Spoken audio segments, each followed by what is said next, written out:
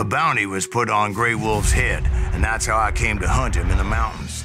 Mountains so high they tickled the nether regions of heaven.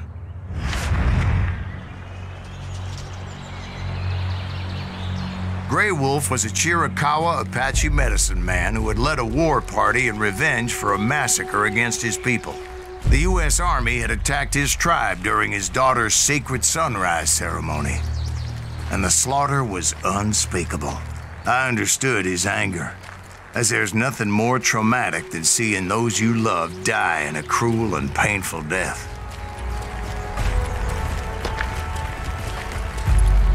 Right from the beginning, I couldn't shake the feeling that Grey Wolf was watching my every move. He led a band of young Apache warriors who wanted retribution and were more than willing to die for him.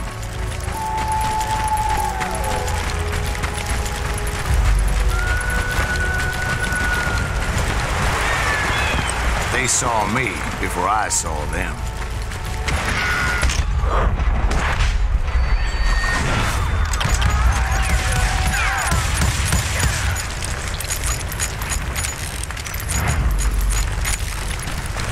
And it crossed my mind that maybe this wasn't such a good idea.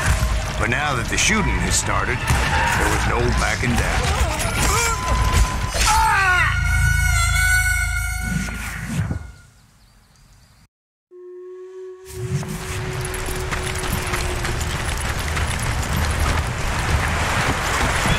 They saw me before I saw them.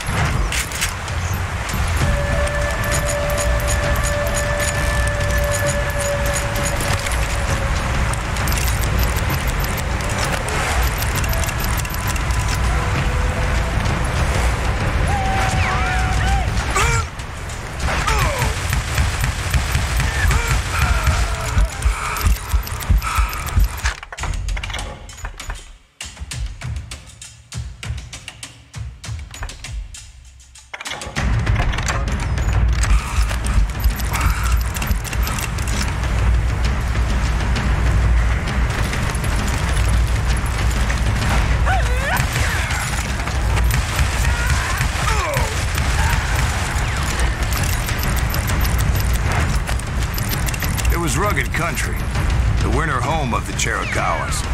And that's why they had retreated there.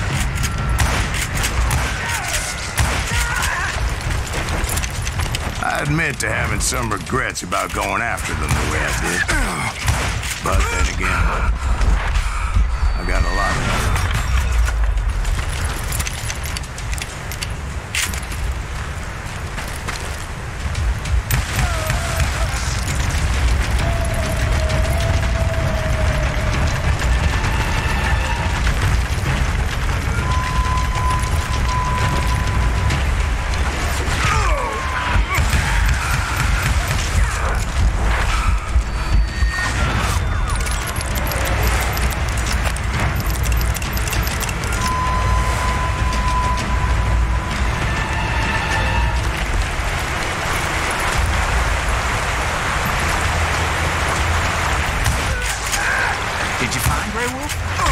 Not at that moment, but I did find the entrance to their hideout.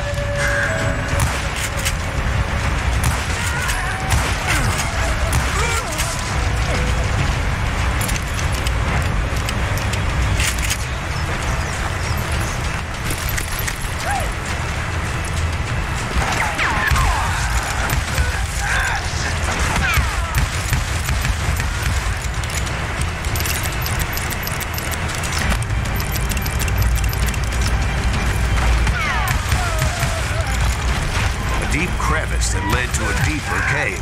Don't tell me you went in there. Yeah, but it's not out of bravery so much as pure, angry cussedness.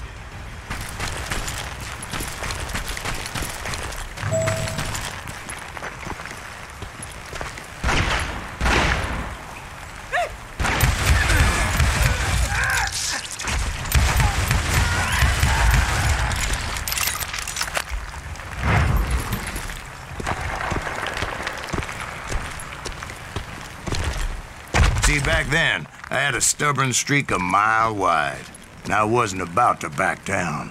So it was like pitch black in there? Actually, it was pretty well lit, as they had torches on the wall.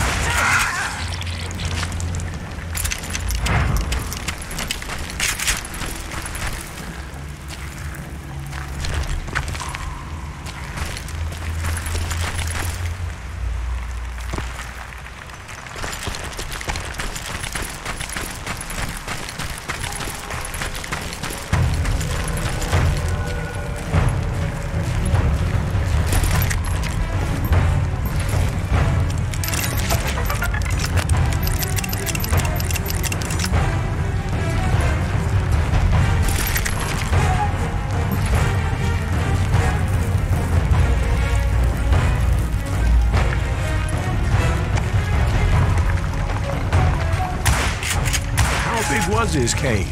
Big as hell, Ben. Chiricahua had hid out there during the Indian Wars.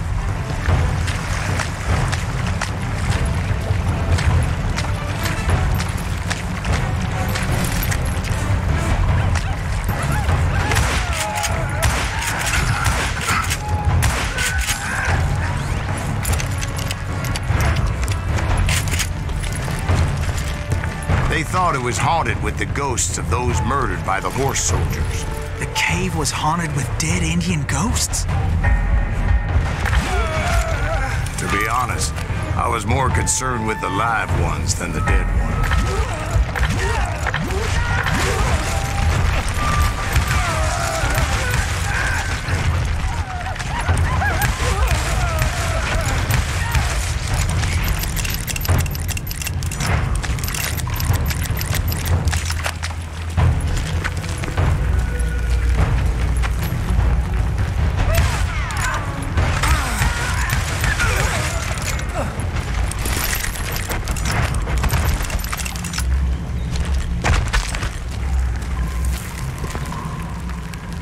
How come you know so much about engines? A few years back, I was married to 2 Mescalero women. At the same time? Yeah, they were sisters. Polygyny is traditional among the Mescalero. So what happened? Oh, I had to get out of there. Those girls never shut up.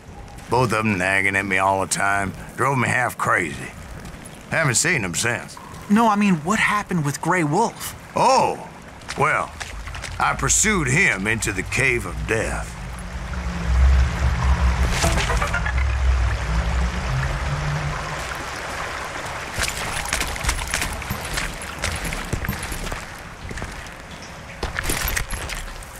I came upon this flooded grotto, and that's when I saw him.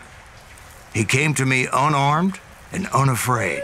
His voice echoed in the shadows, and I sensed he meant me no harm.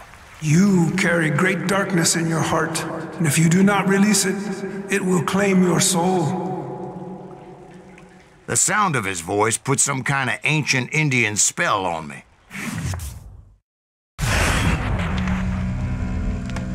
As his story unfolded in my mind. You will come to this place again, kill many more men, and the darkness will grow until it consumes everything that you are. Soul would have no rainbow. I had no tears.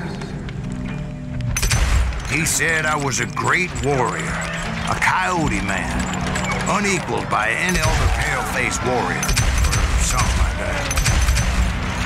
Snakes will bite shadows of your past until a venom poisons your heart, and an echo of the song of the dead summons the spirits deep from within the mountains. I didn't quite get what he was saying, but there was definitely snakes. And indeed, his warriors surrounded me and attacked me like hungry wolverines.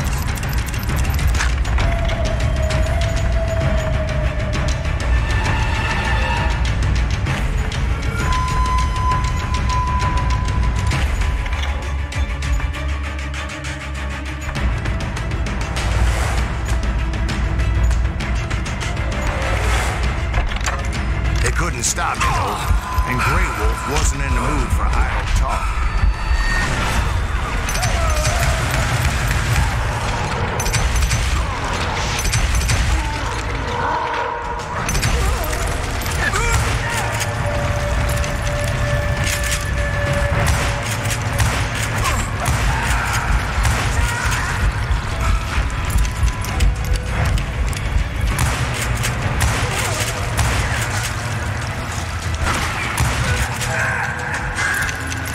swear I couldn't see any way out of this trap. But suddenly, one just appeared, kind of like a miracle.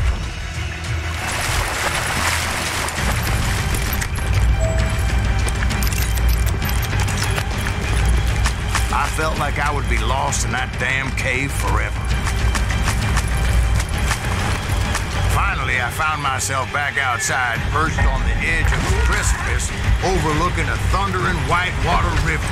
To get where I was going required several leaps of faith, but no way in hell I was turning back. I chased after him, determined to make him explain the meaning of all that mumbo-jumbo. Mumbo-jumbo's right. Are you making this all up as you go? A few details may be fuzzy, but I am relating exactly what happened. There were dozens of Apache warriors aiming at me from our... Dozens? Well, maybe not dozens, but there was a lot of them. At least 3 or 4. Well, more than that, little lady.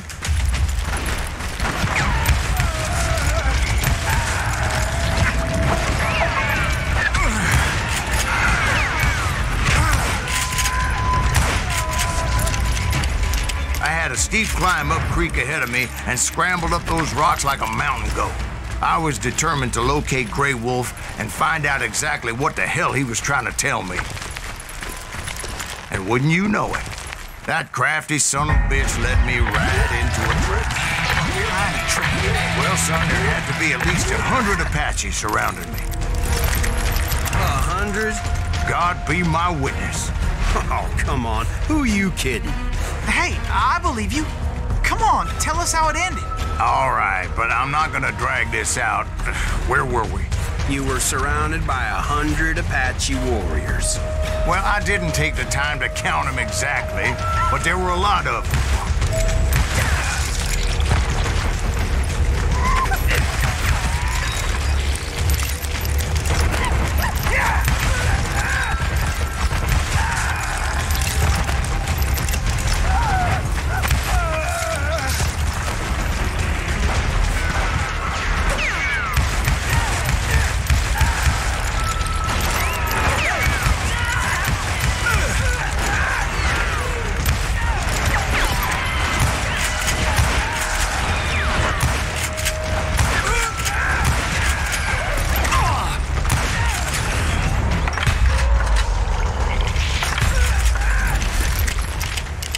And in the end, a path appeared before me that I had not seen before.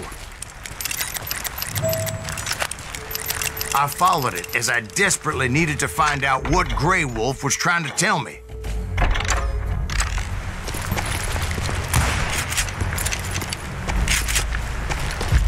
But it was like that son of a bitch disappeared into thin air.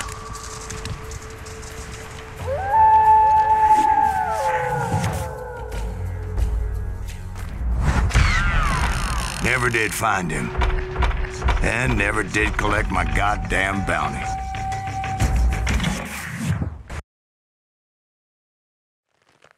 Thank you, darling. It's interesting how the truth can sometimes seem might malleable, depending upon your point of view. Like how those dime novels make you out to be something you're not? Jack, don't be starting trouble.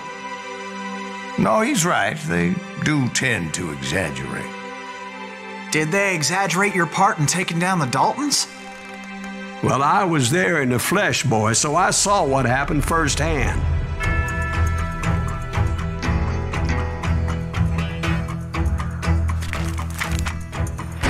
Those Daltons were lawmen once, before they all went bad, robbing banks and trains clear across the territory. Until Coffeeville, of course. I was one of the citizens who took up arms that day. Fighting on the side of the right? I did my best, sir. We all did.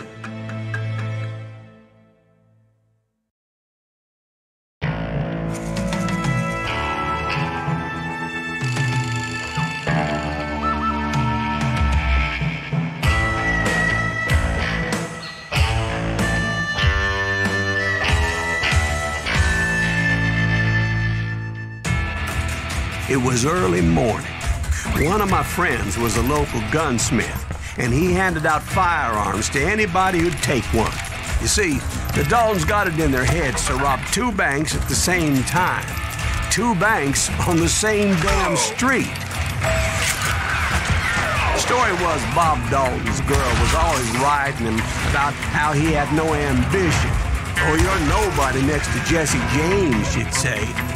Finally, the bastard took his brothers to Coffeyville just to shut her up.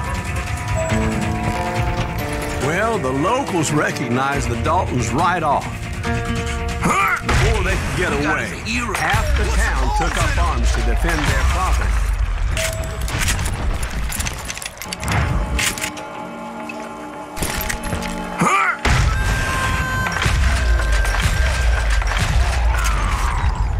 The brothers paid dearly for their stupidity, but everybody knows they had it coming. There's more to it than that. I read all about that day, so I know for a fact that it went down very differently. First of all, it was high noon. A posse of U.S. deputy marshals were on the rooftop across the street. Get ready, boys. They're gonna make a move. The lawmen had been tracking the Daltons for months. Now they finally had them dead to rights. Among them was a bounty hunter feared by many a lawbreaker. The marshals tried to get the Daltons to surrender. They'll give up eventually. You just gotta wait till something bitches out. This bounty hunter knew that the brothers were far too proud to ever lay down their guns.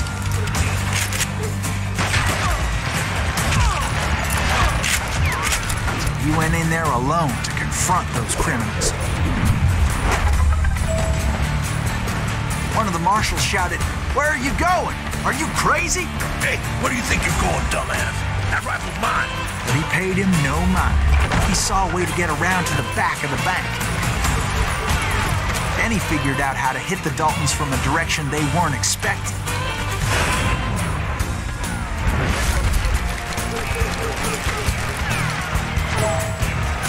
From above.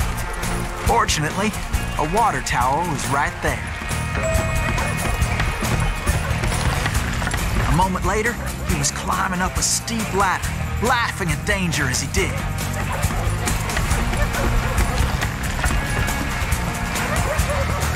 It was brave men like him who risked their lives to tame this wild country.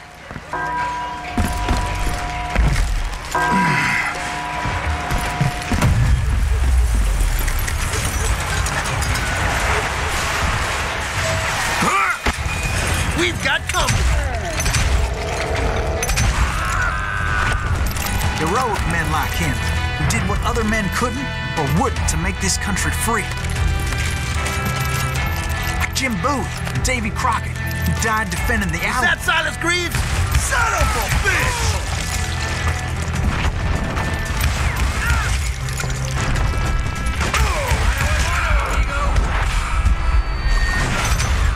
What in tarnation?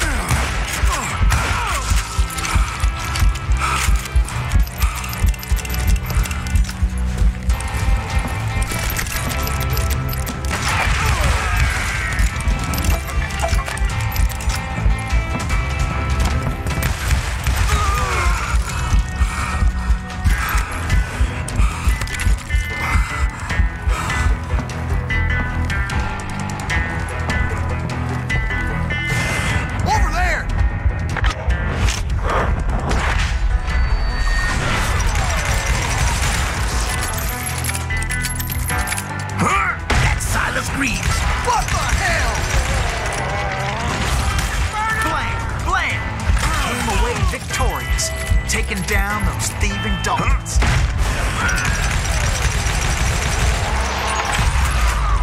His name was Silas Greaves, and when the dust finally settled, he was the last man standing. Sorry, kid, but that just wasn't the way it happened.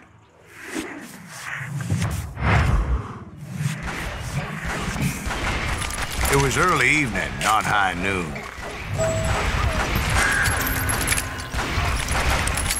The Daltons blew up a safe, and were all set to hightail it out of there. I was late to the party, and Coffeyville was already up in arms. Those pathetic deputies surrounding the bank were dropping like flies.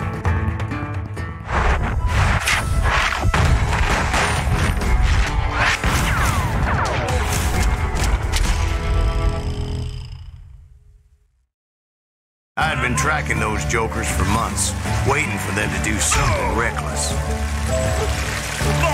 And finally, they did. Those stupid bastards decided to rob 2 banks at the same time in the same town where everybody knew them. They still had friends in Coffeeville. Go ahead!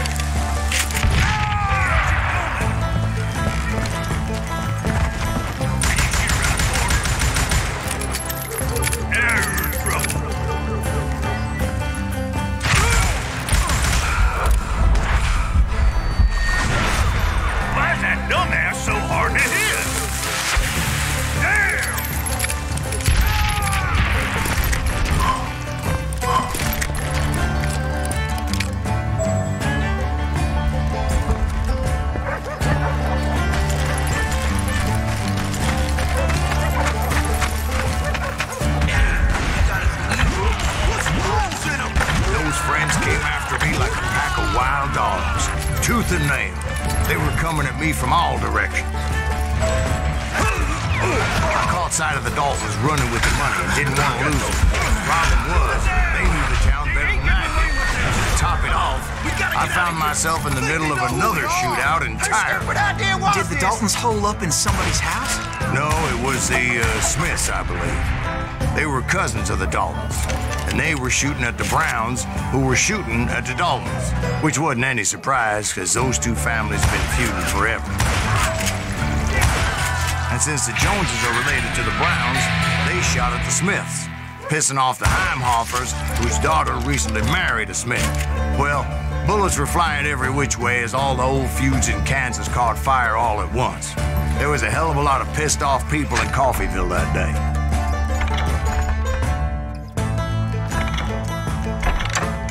But that's just the way life is sometimes. Shit happens. Brother?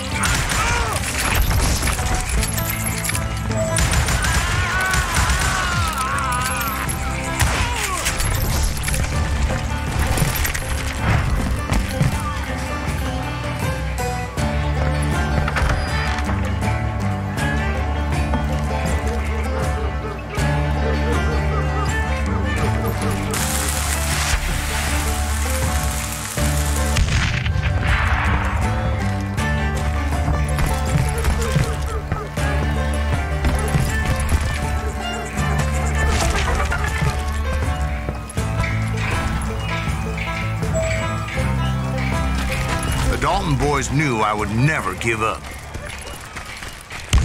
Those Daltons weren't the sharpest knives in the drawer, but they always stood together. They set a trap to slow me down and allow at least 2 of them to escape.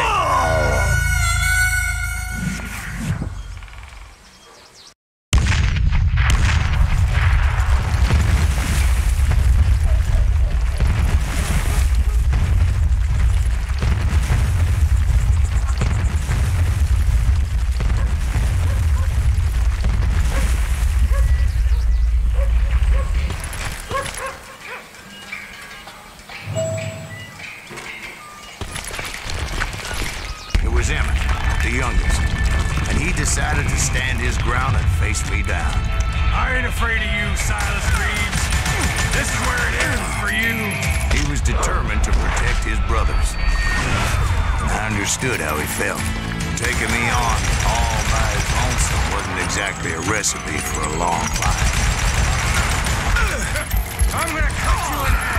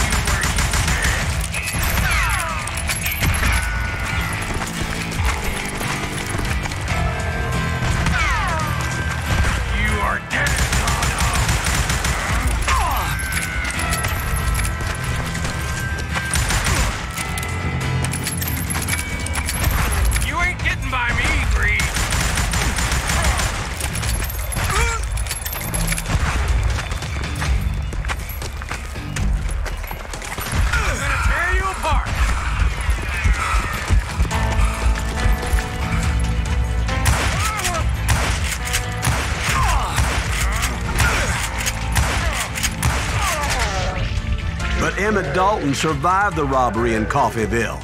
He's the only Dalton who did. They say he was shot 23 times. Well, Dwight, who do you think put all those damn holes in him?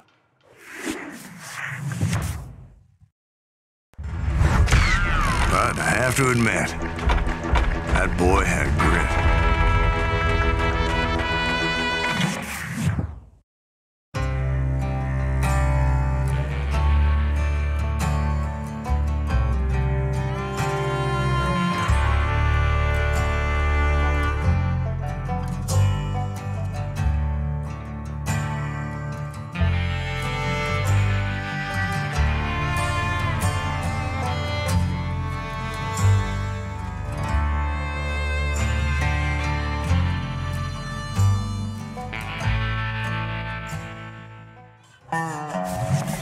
We'll get those suckers! It took me a couple of days to track the Daltons down. They can't get away with this! And in that time, a whole posse of local vigilantes offered to lend a hand.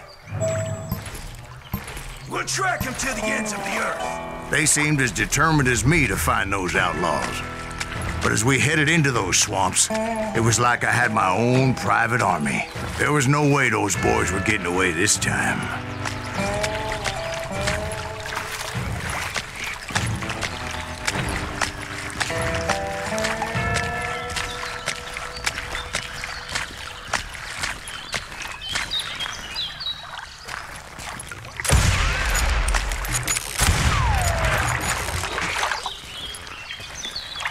It was early fall, right?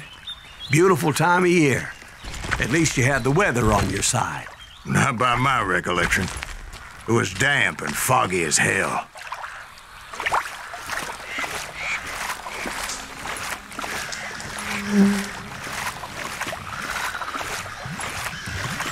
It was tough to stay on a true course, so we kept an eye out for landmarks.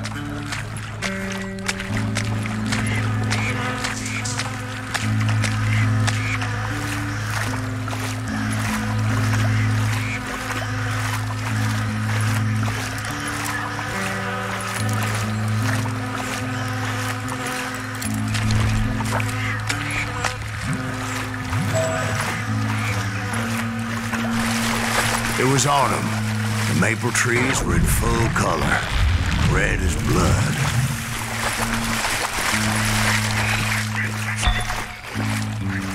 The rains that year were torrential, so the whole area was flooded. The vigilantes had spread out wide, and pretty soon I couldn't see anybody.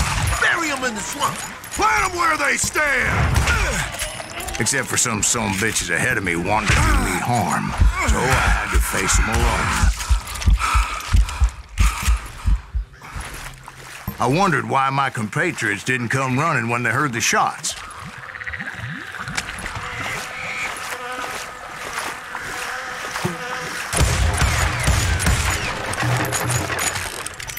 So did you find the Daltons? Not yet, but I did have the questionable pleasure of meeting a few of their friends.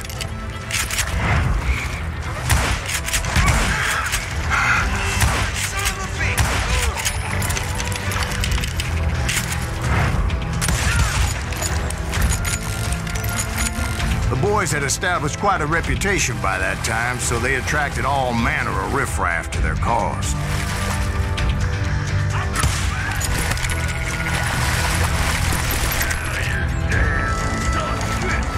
Put a bullet in.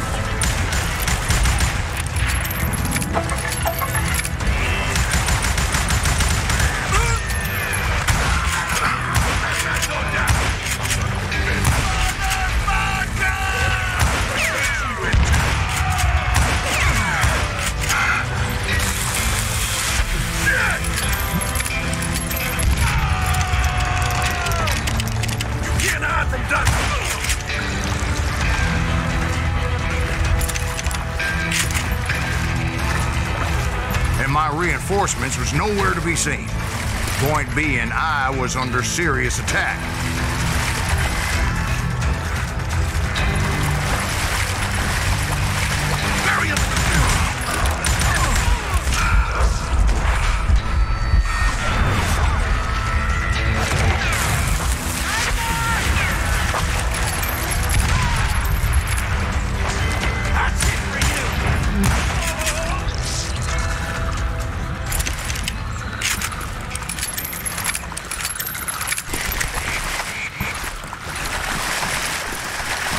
Luckily, a barn materialized as if right before my eyes. I scrambled up top to get a better view.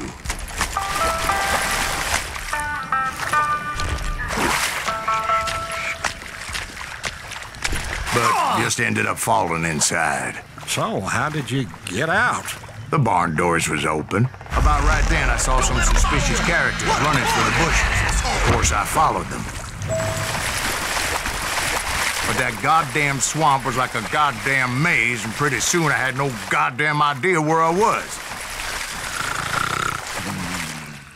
Steve? So I just started walking, and pretty soon Steve? Steve! Huh? Oh, no, I'm listening. Indians surrounded me from all sides.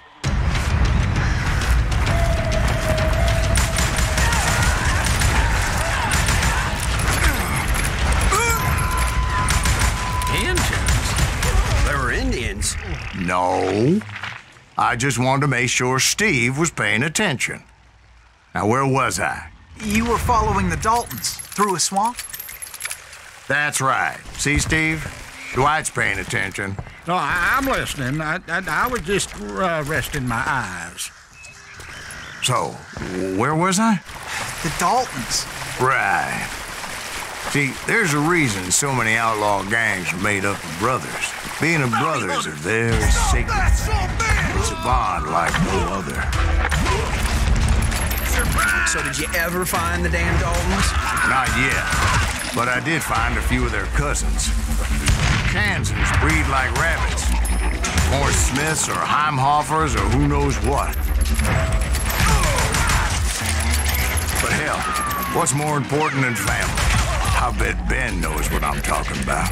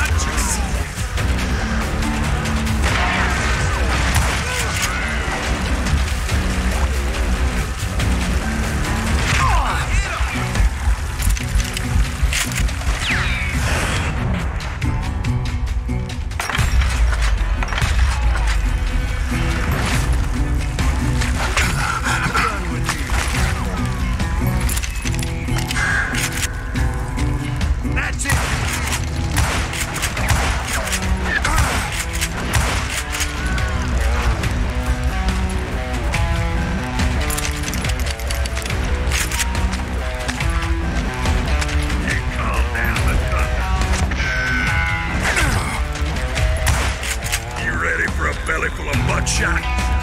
It's right. boys were out there somewhere, standing together against anyone who would threaten them.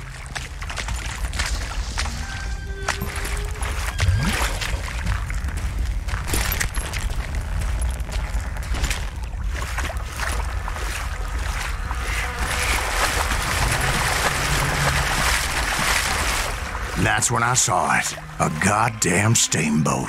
A steamboat? In a swamp? Yeah, Steve, but this wasn't much more than a wreck, really. But how'd a damn steamboat end up in the swamps? Yes, it floated off during the flood of '89. Now, was it a stern wheeler or a side wheeler? What? Does that really make a difference, Steve? It was a steamboat with a goddamn army on board.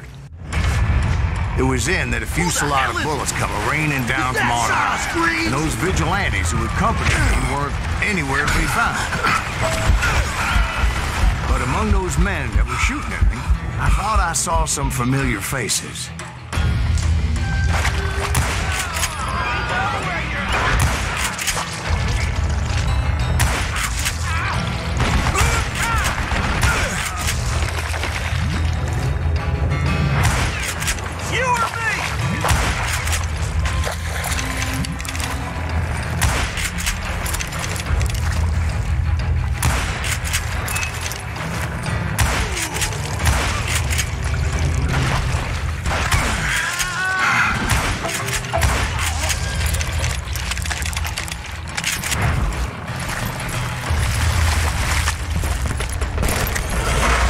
Somewhere up there, the Daltons were waiting on me.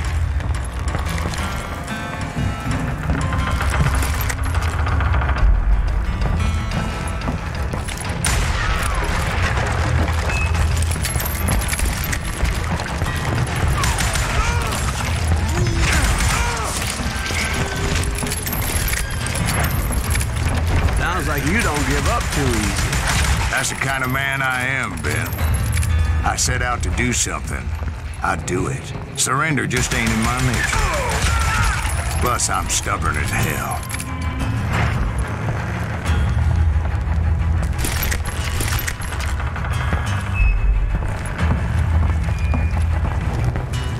Yeah, you know you can't beat me.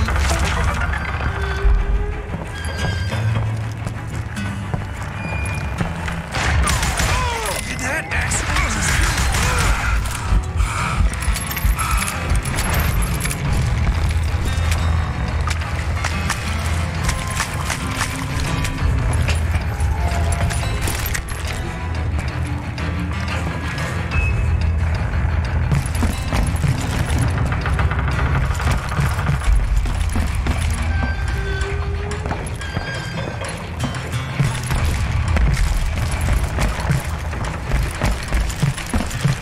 Right about then, much to my relief, the vigilantes finally arrived. Their leader motioned at a cabin in the middle of the top deck, pointing me directly at the Daltons. I finally had them, after months of dogged pursuit. Huh? But it turned out that they had me. Take him out! I'm sending you to hell!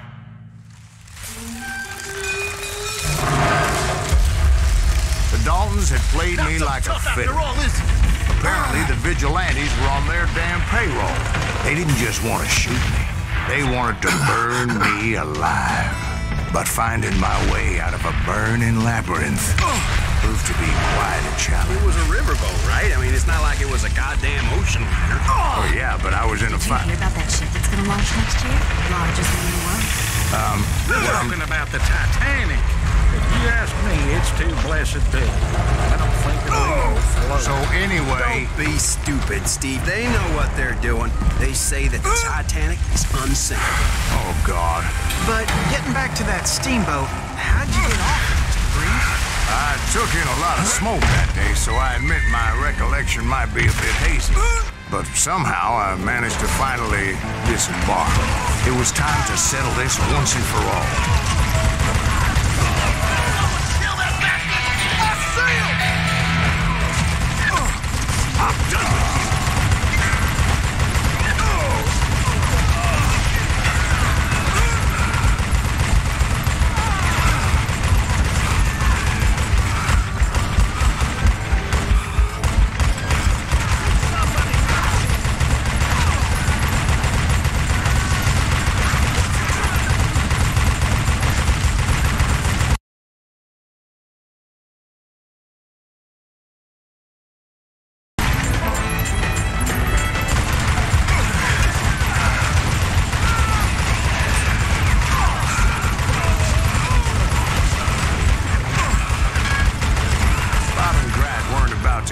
me one at a time. They were in this together. Two brothers side by side, determined to take me down. Confident that this time the odds were on their side.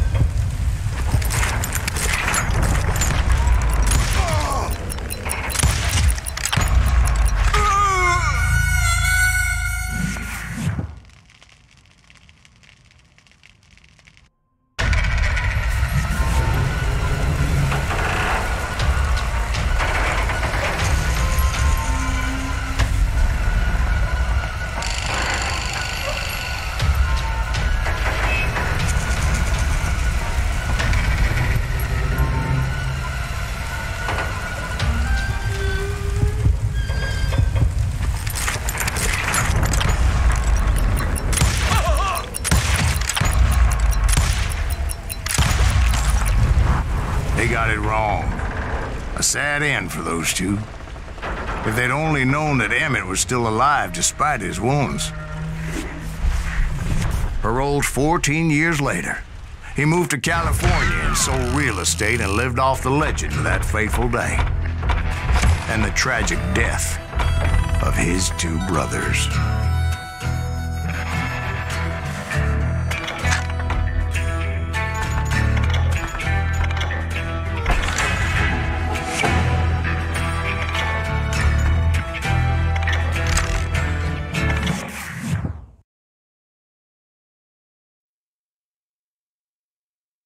My own brothers died tragically as well, truth be told.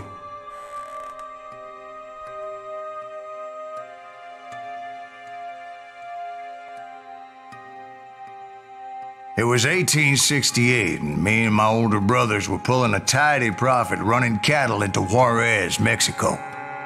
One night after my brothers retired for the evening, I found a little poker game in a cantina with a couple of cowboys. And I just couldn't lose. I even won an old Spanish coin that had to be 100 years old. Well, I was mighty pleased with myself the next morning as my brothers and I rode for Texas. But before we crossed the border, those cowboys caught up with us. It was Johnny Ringo, Roscoe Bob Bryant, and another asshole named Jim. They wanted their money back and everything else we had, including our lives, as those boys didn't want us coming for them later. Bob put that old Spanish coin in my mouth and said, "I won't have it said that I left you with nothing, boy." Well, those horses bolted, and there we hung as those bastards rode away. The branch finally snapped under the weight of the three of us, but being my older brothers were bigger and heavier, they were already dead. And right then, I swore to myself that I would avenge them. Ringo you know about. But Bob eluded me until I heard he was riding with the Wild Bunch.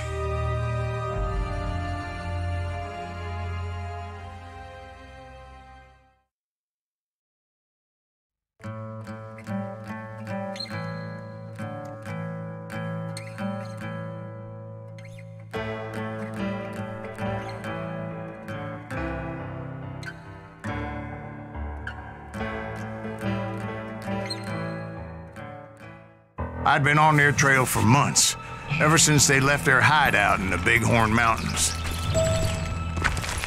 Led by Butch Cassidy, they were a loose association of outlaws who robbed banks and trains from Colorado to Montana. Among them was the Sundance Kid, and that murderous hombre I was tracking, Roscoe Bob Bryant. They blew the bridge with the intention of forcing the train to stop. Well, I assumed the Wild Bunch was likely in the still intact part of the train high above. I was determined to make that sumbitch Bob pay for what he did to my brothers.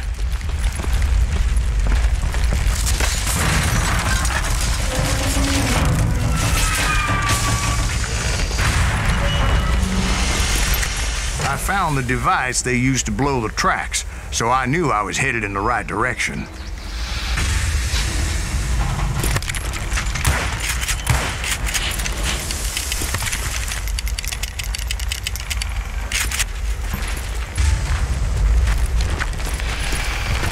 My ears are still ringing from blowing up that bridge.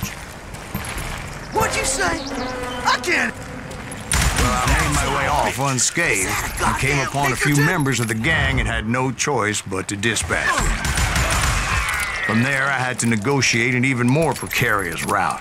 But first, I would need to get my ass out of there.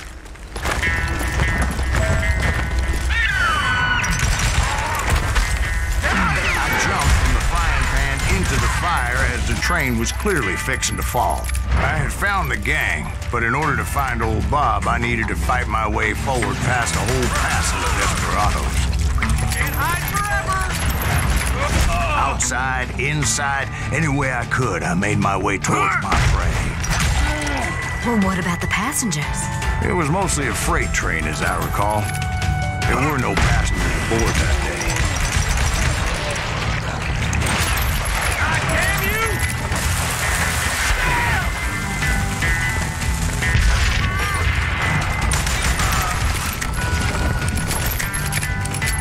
As I mentioned before, I am not fond of heights. But I was too busy dodging bullets to worry about falling to my death. Odds were I was likely to die that day anyway. So I was determined to take down as many of those bastards as I could. At times, it was like shooting ducks in a shooting gallery. The only difference is these damn ducks shot back.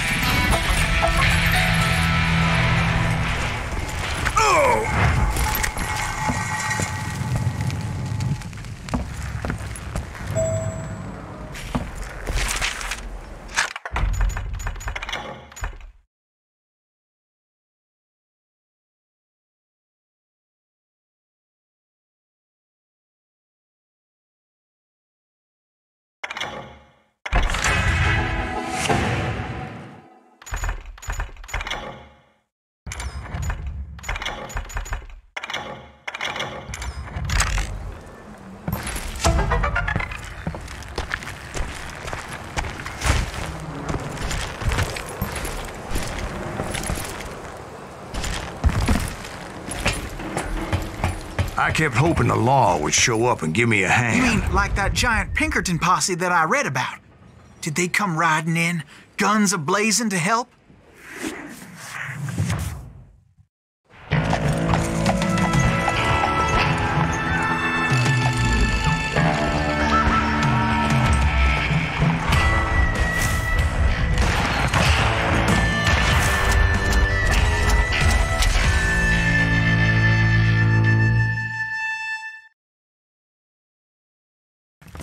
Help?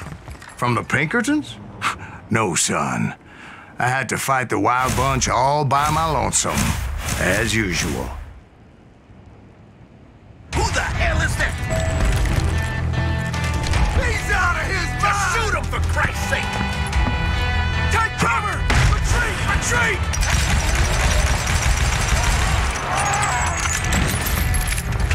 He's killing everybody!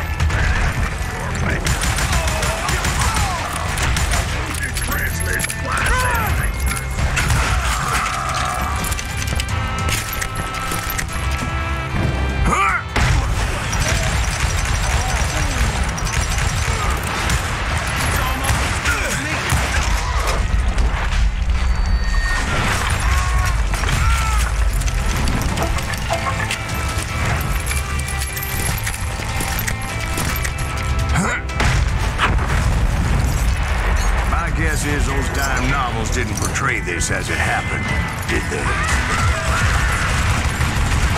few stragglers were left, and I had to cut them down pronto if I was going to stay on old Bob's trail.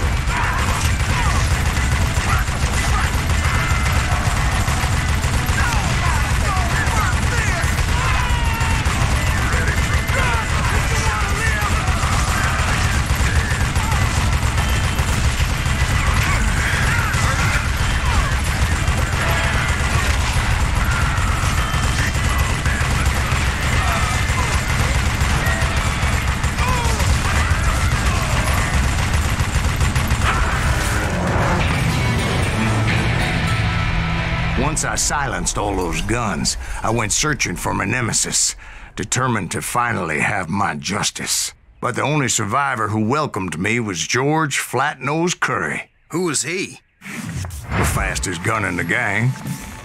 Right after Sundance, I mean. And Kid Curry, and maybe Elsie Lay. Though some folks might dispute that.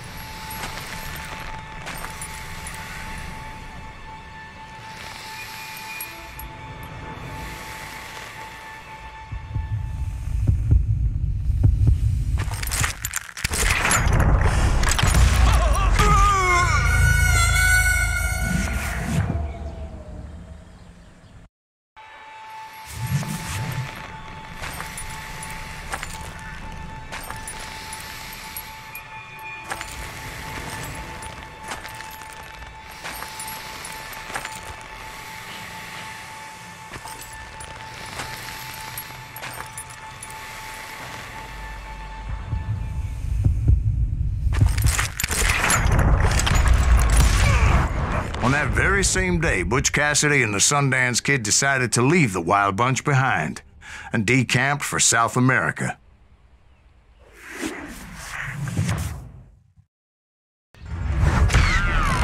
They ended up living down there for many years, but I'm sure you already know all about that.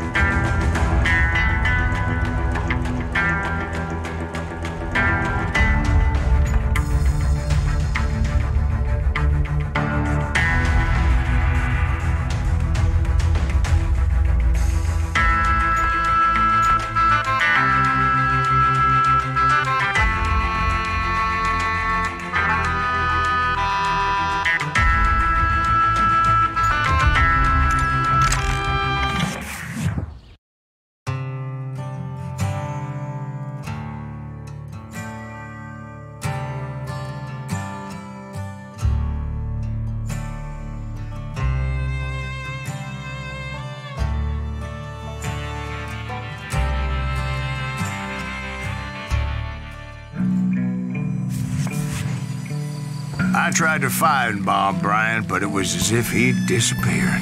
Sometime later, I heard the Wild Bunch was back together. Kid Curry escaped from jail, and now he was running the whole shebang. So I took to their trail, as I was still in pursuit of my brother's killer and hoped that he was back with him.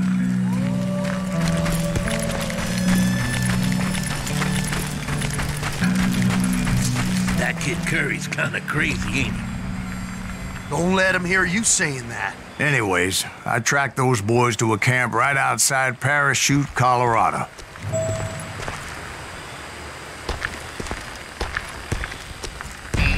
Someone's coming. What the hell's that?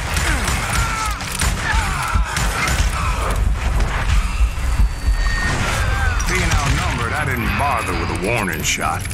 I just started taking those bastards down.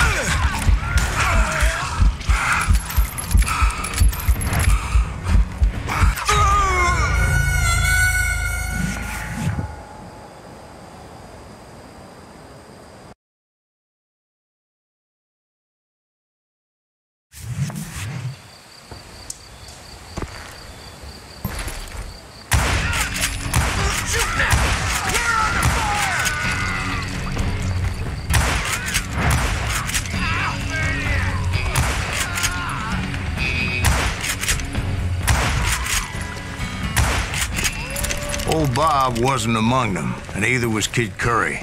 I could sense them close by, however, plotting something nasty. I just needed a clue as to their whereabouts.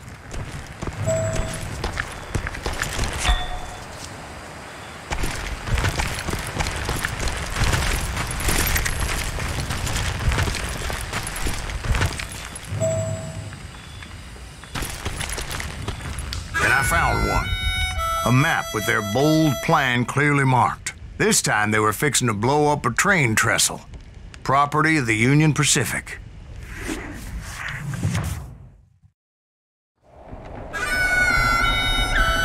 The plan clearly indicated how they were fixing to undermine several of the weakest wooden supports.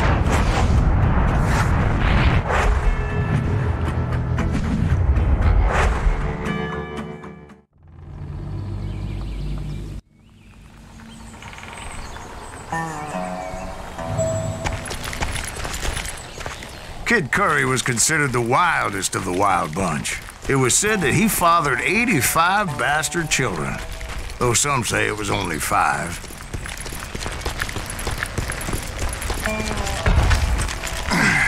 Kid Curry had bragged to a whore how he was going to rob a train heading to the U.S. Mint in Denver. And that whore, Fat Sally, she told me. The bridge was rigged with dynamite, so I decided I'd best be careful confronting those bastards.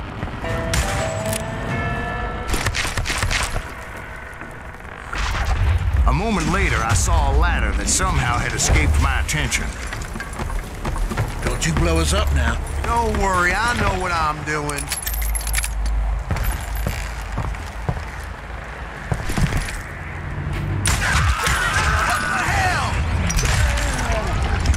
But the Wild Bunch did not take kindly to my presence and attempted to blow my head off.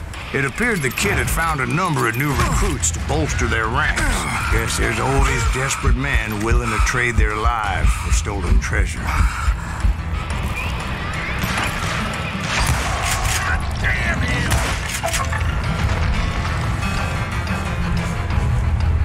You can run, but you can't hide.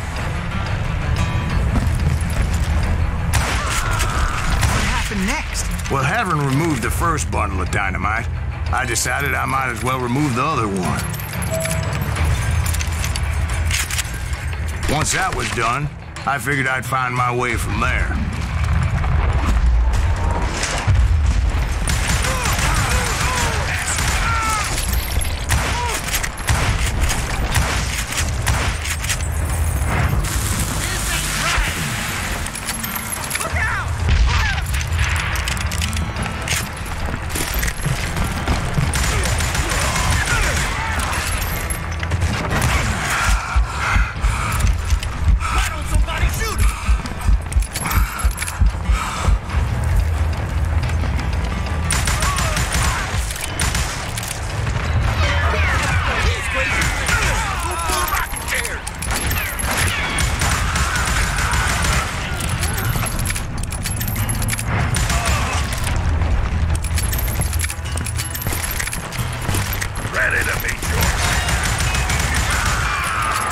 What happened then?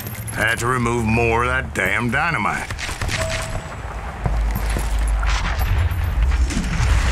It must have been terrifying trying to make your way across. I was sweating it a bit, but then I noticed a footbridge tied up on high, so I shot the rope.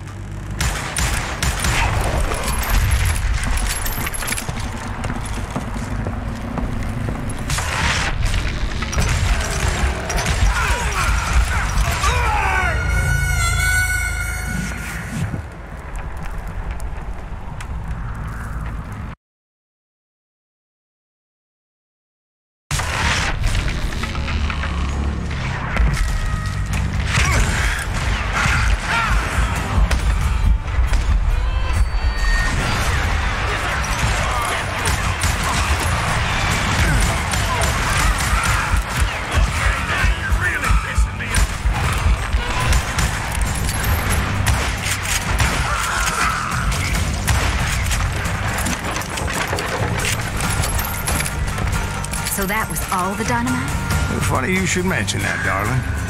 as actually there was a fourth charge impeding my progress. Once I removed it, my path was pretty clear.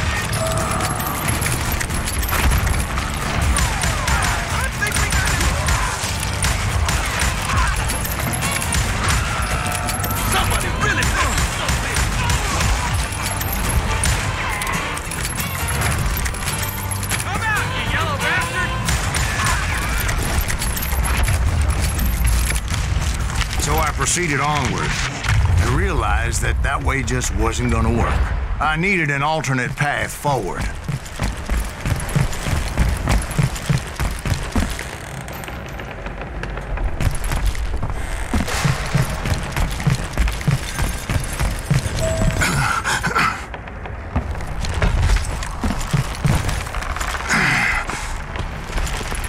Luckily, I found a cave, and as I made my way back to the bridge, I saw something that concerned me. It was a long, burning fuse, and it was moving fast as hell. I had to catch it.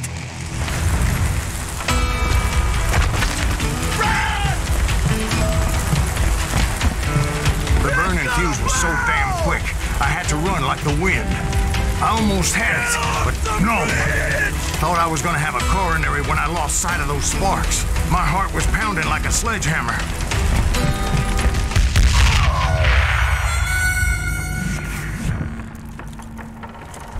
Get off the bridge!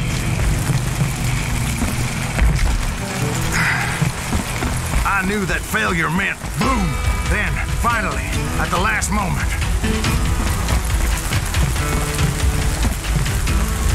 Whew. Of course, I was successful, or clearly I wouldn't be talking to you folks here today. Naturally, I removed the last dynamite charge. Well, it was a touching reunion. But by this time, I was thoroughly exhausted and dragging my ass as I was not a young man anymore. Of course, I had to tread carefully. Otherwise, I could, well, die.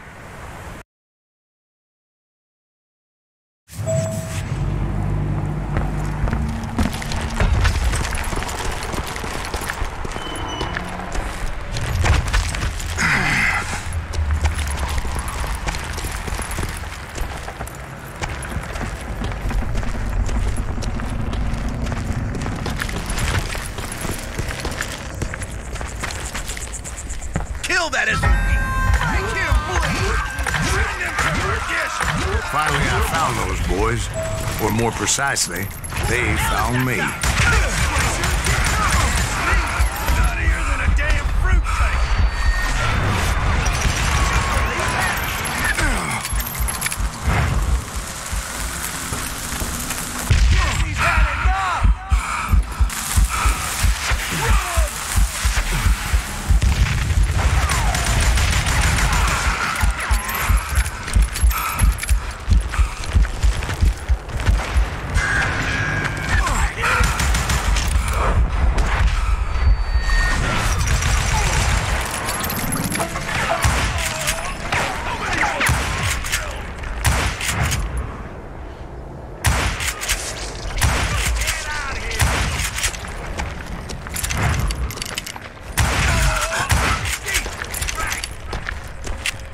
Just when I thought things couldn't get worse, Kid Curry opened up on me with a goddamn Gatling gun.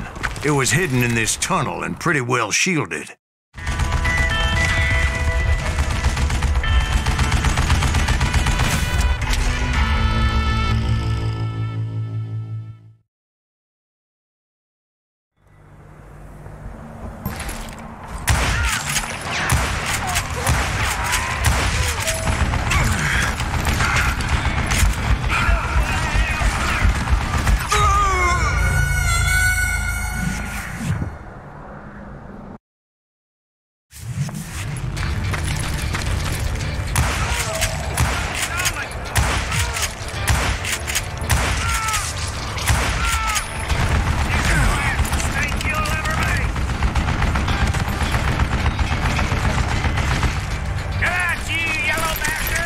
Luckily, I had located some dynamite.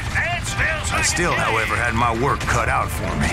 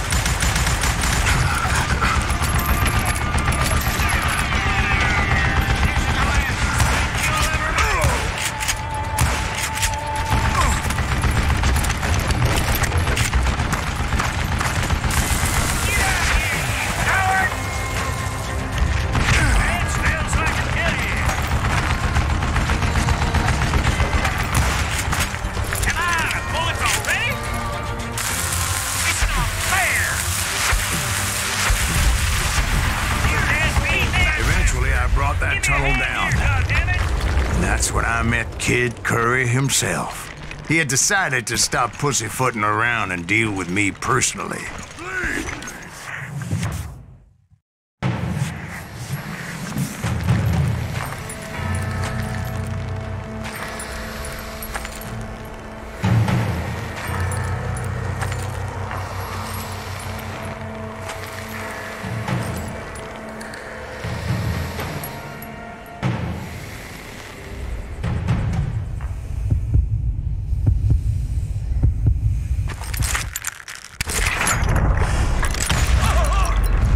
Fast as he was, I was just a bit faster.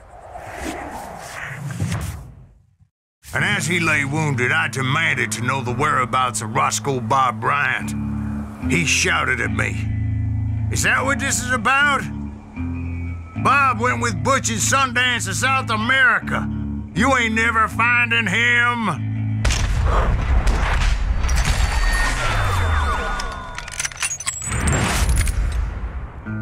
Those were his last words.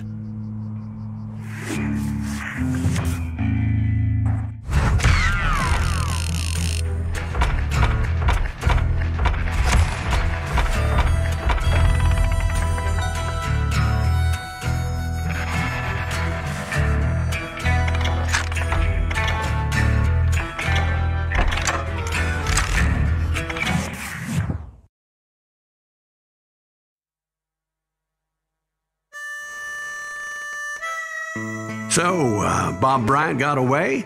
I knew I'd never find him in South America. What about the other killer? Yeah, you kind of glossed over that one. Well, I found Jim not long after my showdown with Ringo. At the time, he was riding with the James Younger gang. Did I neglect to mention that?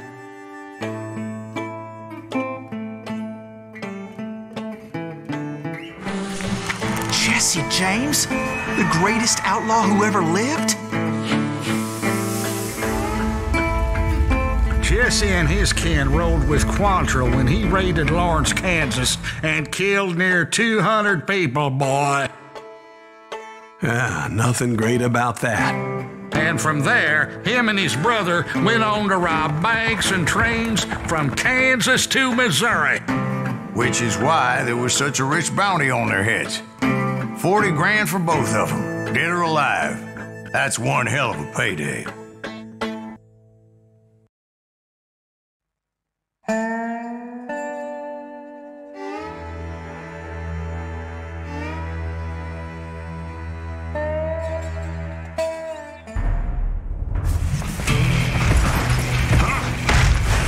I confronted them as they were robbing a train. Bullets were flying at me from every which way. But I knew I'd have to fight my way forward if I was gonna find this Jim.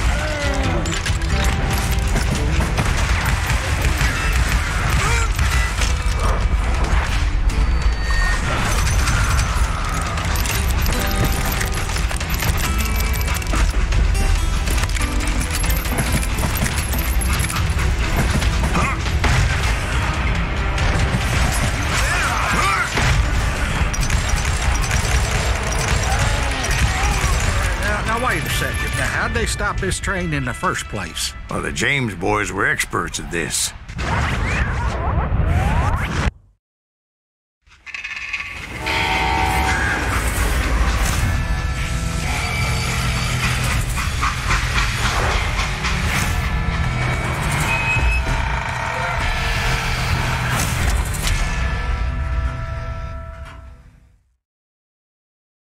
They hopped a freight train, having heard there was a big payroll in the express safe. So I hopped the same train.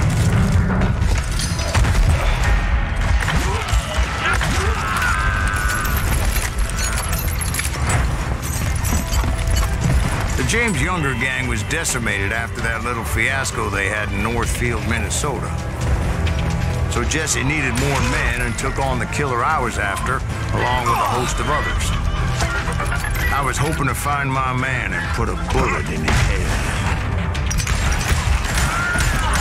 Climbing around down that train, I must have swallowed 100 damn bugs before I reached James' that... younger gang pulled the first train robbery west of the Mississippi. Sounds like you hold them in high regard. Everyone knows they were the most famous outlaw gang ever. And you took them all on by your lonesome. Again. I'm finding this all a little hard to swallow, friend.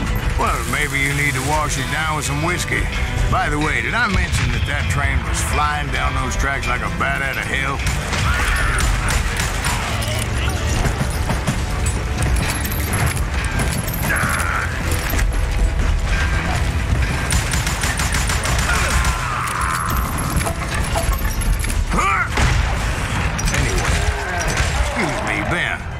Where would I find the gentleman's facilities? Suddenly I have an urgent need to drain my one-eyed snake. Well, I've had more than a few drinks, and I've been sitting here for quite a spell.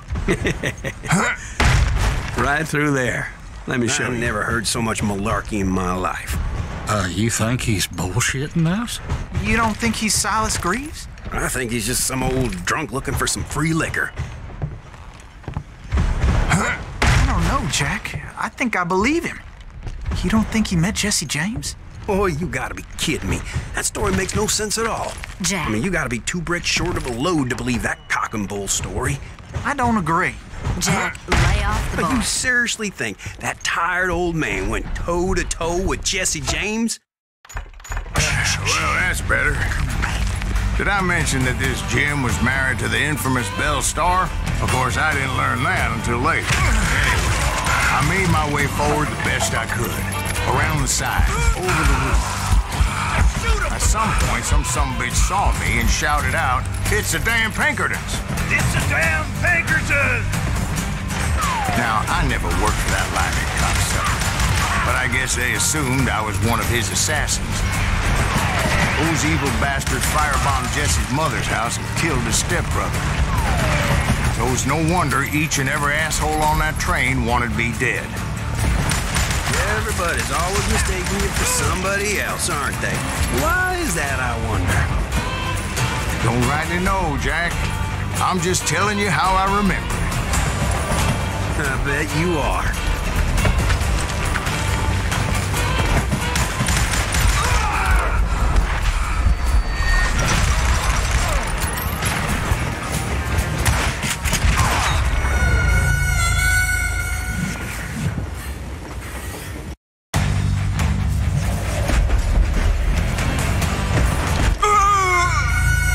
It was a rickety ride and quite precarious.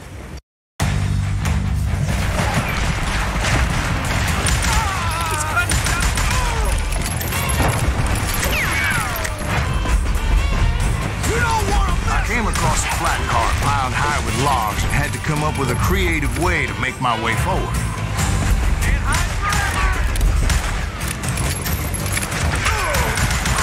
I wondered if I was ever going to find the front of that train, or the bastard I was after. Jesse hired a damn army after Northfield. Guess he didn't want to be outgunned like that ever again. Right about then, I was attacked by some asshole on a Gatling gun. Well, seems like you run into a lot of them. Asshole? Gatling guns. Yes, I did. Now, I don't remember how I took it out. It was either a bullet or dynamite.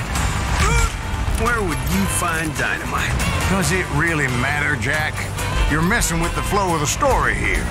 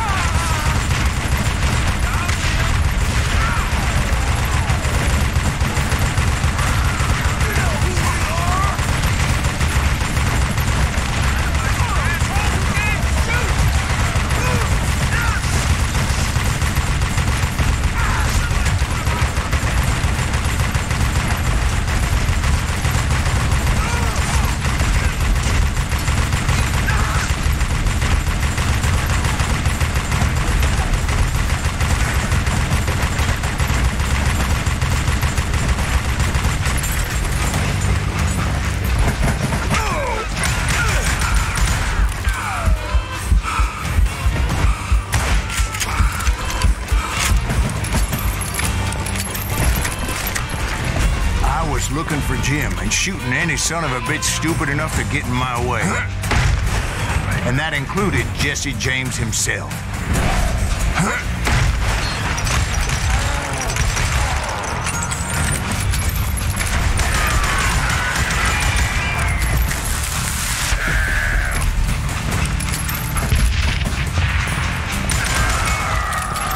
There sure were a lot of men determined to die that day.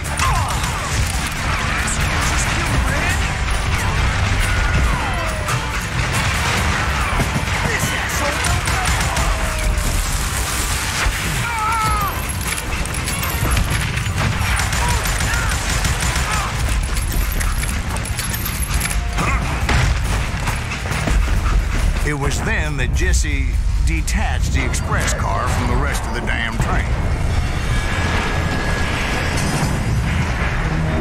I could see Jesse waiting for me, fixing to kill me so he could get away with all that money.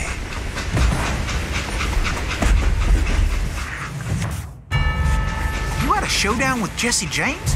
Of course he didn't. Everybody knows that Jesse was killed by Bob Ford. Yeah. Jesse went out like John Wesley Hardin. Coward shot him in the back of the head. Guess it doesn't matter how far you run, does it, Ben? Your past always catches up with you.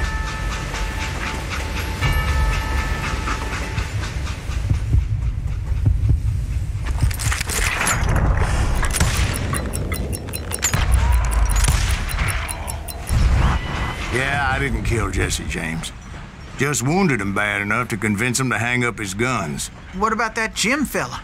What happened to him? I figure he was up front with a gun to the engineer's head. That bastard slipped away again. I'll tell you how I got him. But first I need to wet my whistle.